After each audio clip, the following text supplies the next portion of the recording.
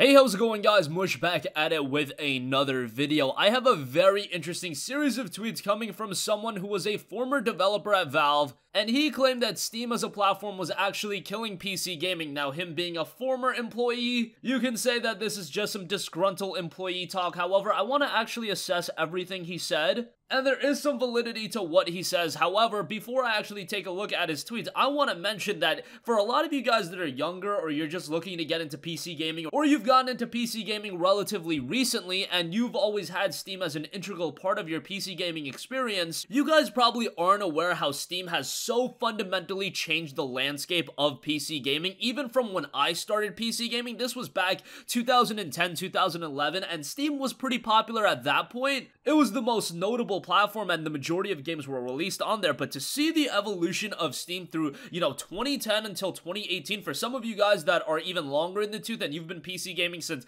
the early 2000s, you've seen that evolution even more from where Steam was in the beginning to where Steam is now. For me, I kind of got into that middle phase of it, but even then I saw this gradual evolution, and it's been incredible that even from 2010 to 2018 to see the sizable leaps that a platform like Steam has offered to PC gaming. So at a surface level, to say a statement like Steam was killing PC gaming, I feel that is inherently wrong, because I've seen all of the positive benefits that Steam has offered. Has Steam been absolutely perfect in my 8 or 9 years PC gaming? No. There have definitely been some fundamental errors. However, in that past 8 years, it has definitely been more good than bad. I'll point to all these PC ports that are coming. When I got into PC gaming, 2010, 2011, so many games were missing out on PC releases, and now you're seeing so many games getting day-and-day releases with the console versions and PC versions. For example, Capcom as a studio wasn't always on board with PC gaming. They weren't releasing all of their games on PC, and if they were, they might have been delayed, they might have been sloppy ports, whatever the case may be. But now you're seeing games like Monster Hunter World, Resident Evil 2, Devil May Cry 5, and for the latter two,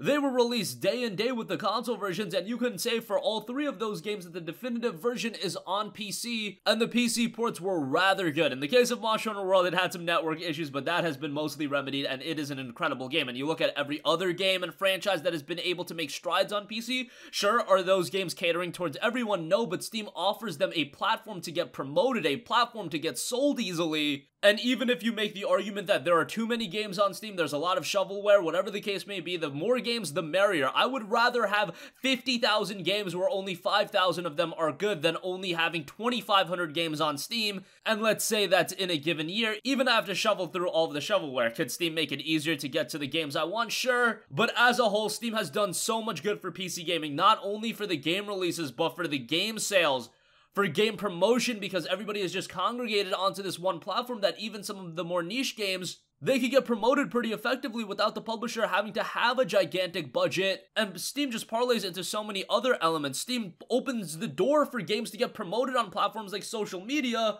because they're first discovered on Steam, then they go to social media, then they're promoted to a larger audience. You get the idea. Steam has opened the gateway for a lot of this to happen, and it's made discoverability easier for games. Again, could it always be better? Of course, but nonetheless, there has been a lot of positive with Steam. However, let's look at what a former Valve employee, Richard Geldrick, said about Steam. And this is very interesting because this is coming from someone who worked at Valve before, so somebody tweeted out, and this was directly at Tim Sweeney, so of course this always comes back to the Epic Games Store and everything that's going on with that right now. The saddest part is, I despise Andrew Wilson, who popularized loot boxes, but at least as pathetic as Wilson is, EA gave the illusion of getting something. All Epic has done is cannibalized every game in your roster, left Save the World for dead. Richard Geldrick responded to that tweet, and again, he's a former employee, saying Steam was killing PC gaming. It was a 30% tax on an entire industry. It was unsustainable. You have no idea how profitable Steam was for Valve. It was a virtual printing press. It distorted the entire company. Epic is fixing this for all gamers. Now, I don't necessarily how this is fixing things for gamers, but nonetheless, I think it's a foregone conclusion, and everybody knows that Valve was making an obscene amount of money on Steam. It goes to show why they're not investing so much money on creating new compelling experiences, because they do have this printing press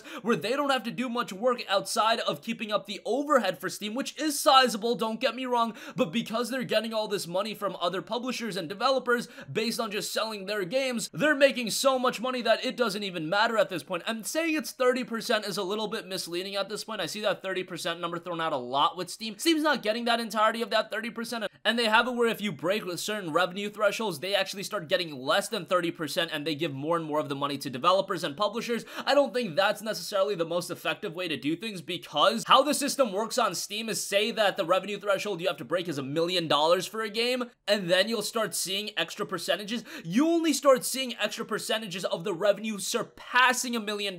You don't get that past revenue back. So for a lot of these smaller games, breaking that $1 million is as far as they're gonna get, and you finally break that, and then you're gonna see a little bit of a higher percentage kick in. But at that point, you may have already climaxed in terms of how much revenue you're gonna generate, but nonetheless, it's at least effective in the sense that some publishers and developers will get more money, and in the case of a lot of games, they're gonna get a lot more money. I'm sure Risk of Rain 2, for example, is a game that has well surpassed whatever revenue threshold it has in place, and it's doing rather well. But nonetheless, even though that they are taking this 30%, you have to take into effect that all of the promotion that Valve offers, all of these other elements that Valve offers, it's a storefront to keep your games. Yes, Epic Store is taking a 12% cut, but talk about the visibility of the Epic Store. Talk about the features available in the Epic Store. There's a reason why gamers prefer Steam. Yes, part of the reason is because of tenure. Part of the reason is because they have all their friends on there. Part of that is all of the features that Steam has that the Epic Store doesn't have, and Epic Store, of course, has to beat out Steam initially because they have to incentivize developers on releasing their games on that storefront. And you'll see, for some reason, I see this notion thrown out that games are going Epic Store exclusive just because of the 88-12 split. That is not the case at all. These developers know that even with an 88-12 split, those games, if they were released on Steam, based on the amount more copies you're going to be releasing on Steam, the revenue head-to-head would beat out the Epic Store that you're going to make on Steam. That is a foregone conclusion. That 88-12 split, while great in theory, only so many people are going to buy their games on Steam, but nonetheless, I digress. Somebody else responded, Steam is the only reason PC gaming isn't dead. I don't know if that's necessarily the case, but Steam definitely did revitalize PC gaming. I'll agree on that statement, but saying that PC gaming would be dead without Steam, I think that's a bit of a stretch. You have games like League of Legends and these outside games still doing incredibly well, but in terms of the global scale of PC gaming, in terms of releasing all of these games on PC gaming, yeah, I don't think it would be where it's at without Steam. But nonetheless, that user also continued saying, what the hell are you talking about? Do you not remember how bad PC gaming was? Epic themselves ditched PC gaming and moved to consoles and only came back until things were better. Geldrick responded saying, so Steam was first, so what? At the time, Steam's 30% revenue share looked good compared to the 50% revenue share from retail. Now it's ridiculous and oppressive to game developers. Valve became abusive to its partners and employees. It took them for granted. Now, I don't really think Valve was taking anyone for granted. They were offering you a service where you could list your game on Steam and they would take 30%. However, it's not like you were being suffocated into listing your game on Steam, and even with that 30% share, those games benefited so much by having the inherent promotion that Valve and Steam were offering, and now you see developers actually backstabbing Valve and Steam by promoting their game on Steam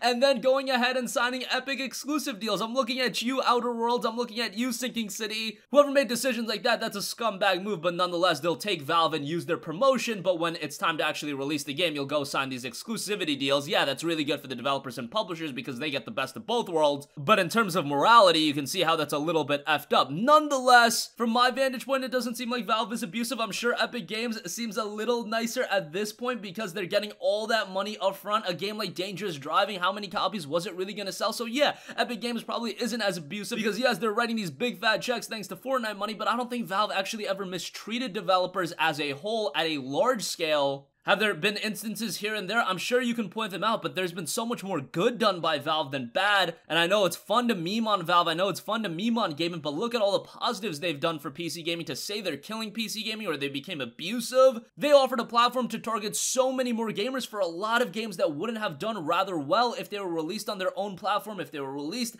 on standalone applications, whatever the case may be, and it just streamlined the experience for these games to sell more. And yes, a 30% tax is heavy, but I think the simplification and promotion they offer to the gamers to actually get games into gamers' hands, man, that's weighed a lot more than a 30% tax, which again, you can talk a lot about the 30%. Geldrick concluded by saying, fundamentally, nothing Epic is doing is anything different from what Apple, Sony, Microsoft, etc. do. However, okay, you can say it's nothing different, but people have always been against Sony and Microsoft getting these exclusivity deals, especially the timed exclusivity deals. Games like Rise of the Tomb Raider being a one-year exclusive on Xbox One, that got so much backlash. So yes, if Epic is doing something similar, there's gonna be backlash as well. Continuing, they fund exclusives and devs take the deals so they can keep their lights on and stay in business. The difference between Sony funding exclusives from a first-party standpoint is they are first-party studios. They have manufactured and cultivated these studios. Epic Games is just buying out these games. A lot of them that were promoted on Steam. That is completely different than what Sony is doing a lot of the time. Microsoft is acquiring all of these different studios as well, but in this case, they're actually buying out the studios. If Epic Games wants to buy a smaller studio and they want to start cultivating exclusives for their platform, or they want to put that Fortnite money, acquire developers, create some studios under them,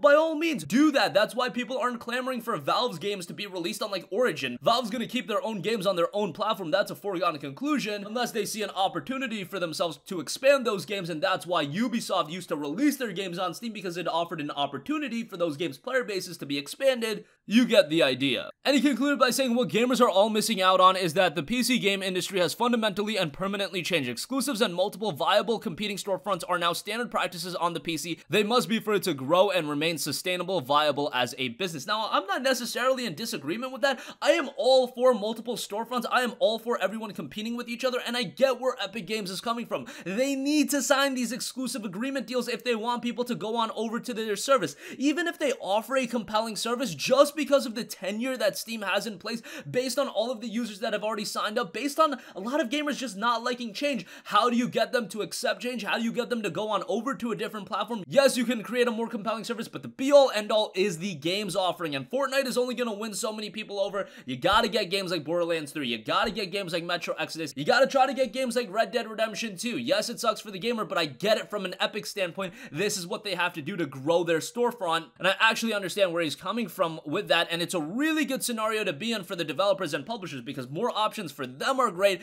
In this case, we are actually losing out on options as the gamer. For the consumer, in some cases, we are losing out on options because these games are going exclusive, so we can exclusively play these games on one platform, or you could go the Pirate Bay route, which I'm seeing in the comments section a lot of you guys are going. But this notion of Steam killing PC gaming, I think he's completely off point. Has Steam been absolutely perfect? No, but it's done so much good, and over the past 8 or 9 years that I've been a PC gamer, I've seen that improvement coming in. Whenever I see a new game, oh, this game is coming for the first time on PC. X game did really well on PC. Look at a game like Dead Cells. Would that game have done well if it was just released as a standalone product and it wasn't promoted on Steam? I don't know, maybe. These games now have an inherent platform to be promoted on, and that's so good for PC gaming. That's so good for the longevity of PC gaming. It's great for the consumers to find great games, and even though Steam itself might be a bit bloated, it's doing a good job of curating games of interest to gamers, and there are more improvements that are coming. So let me know all of your thoughts in the comments section down below. This was a heavy topic because I really wanted to assess everything that he said. Hey, I keep going down this Epic Games rabbit hole, but that's what everybody's talking about these days. I think most of you guys are gonna agree with me, even though some of you guys have had your faults with Steam. I have as well. If you've been PC gaming for a little while now, you've seen all of the benefits that have come with the emergence of Steam, with the popularity and explosion of Steam over the past couple of years. So sound off with all of your thoughts in the comment section down below. Definitely interested to hear what you guys think. If you guys have a request for a future video, you can leave that in the comments as well, and I will catch you guys in the next one. Peace out.